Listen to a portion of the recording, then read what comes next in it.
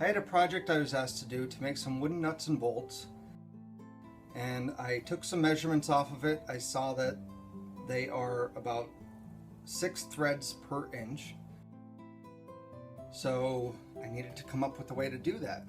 Now, of course, I could get a tap and die set, but I believe that it will tear out the threads a little bit, similar to the one that they showed me.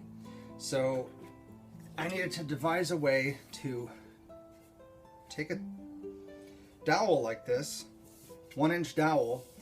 Now I need to cut this on the side to get some threads into it.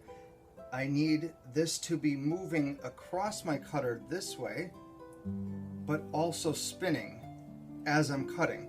So that was my first problem.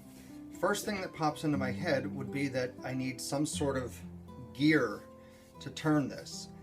Now, since I want it to be 6 threads per inch, I want it to spin 6 times around every time as it's moving 1 inch forward.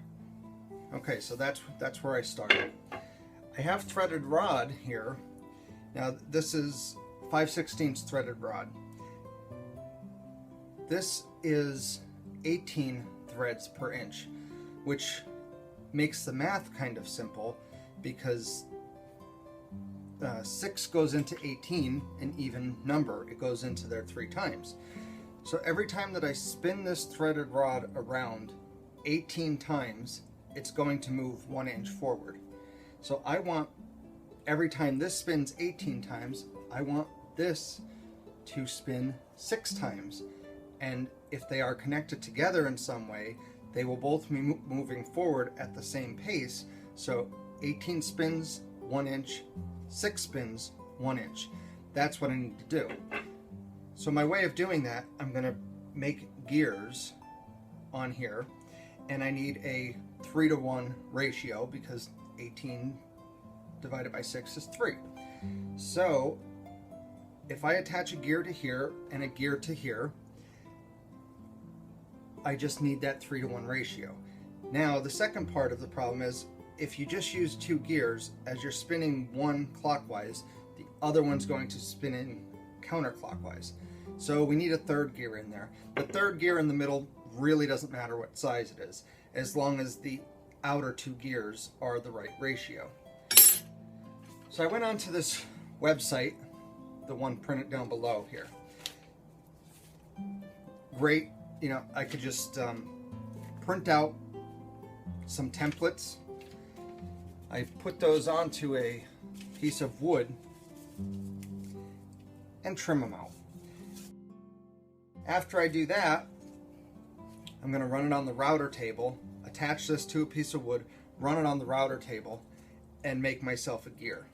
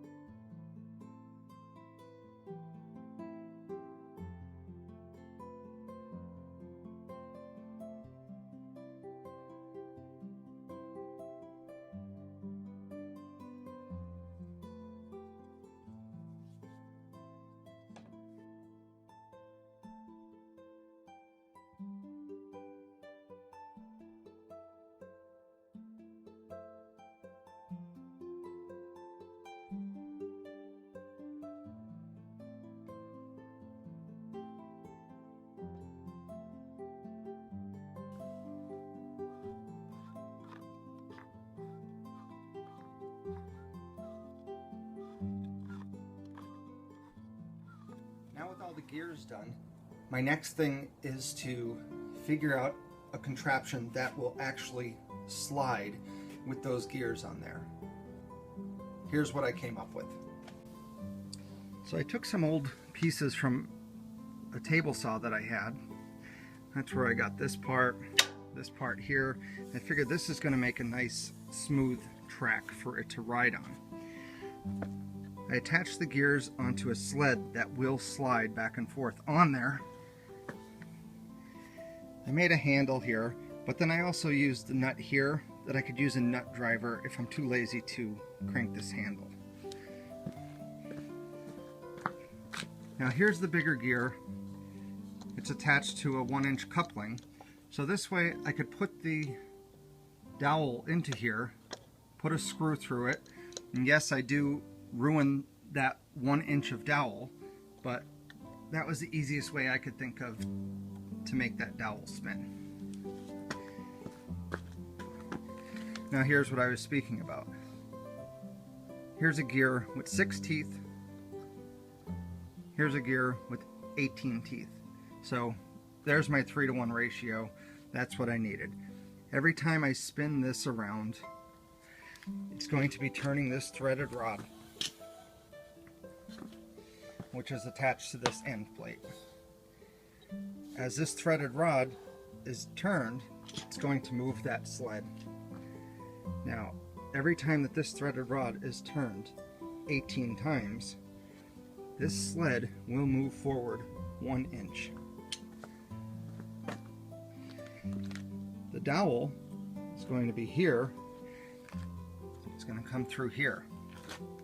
So now, every time that threaded rod gets turned, this dowel is going to be slowly coming out right here.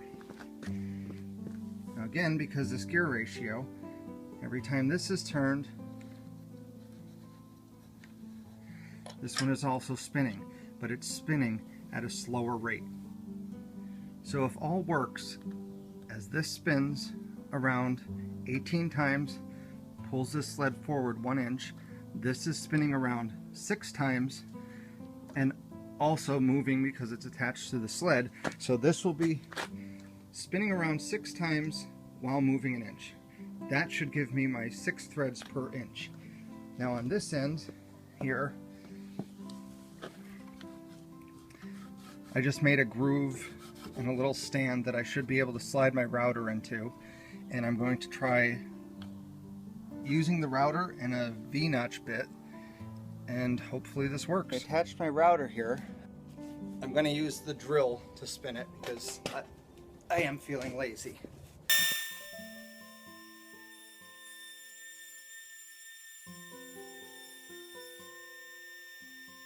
That depth seems to be working pretty good. I'm going to try just doing the whole thing and see how it turns out.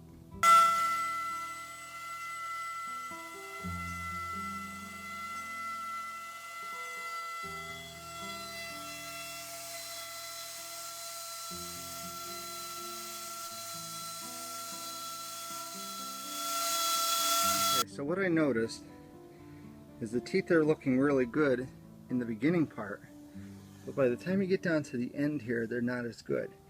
And I believe what that is this play that's in here as the weight gets on the far end. So maybe what I need to do is put a set of rollers in here or something to hold this up and steady. Even if it's just another 1 inch hole, maybe that would help.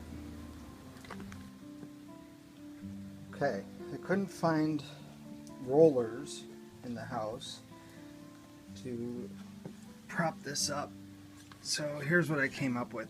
A clamp that's going to hold it, and then this. I made this spring loaded here, so that'll give it some upwards pressure. I'm going to try it now with one of the oak dowels and see how that turns out.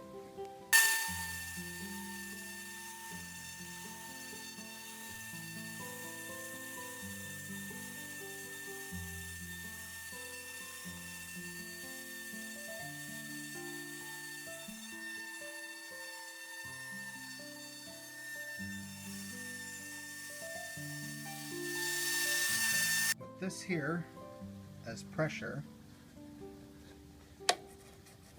like that, up against this dowel, it does seem to work a lot better. It keeps the pressure on here towards the router and a little bit up against here.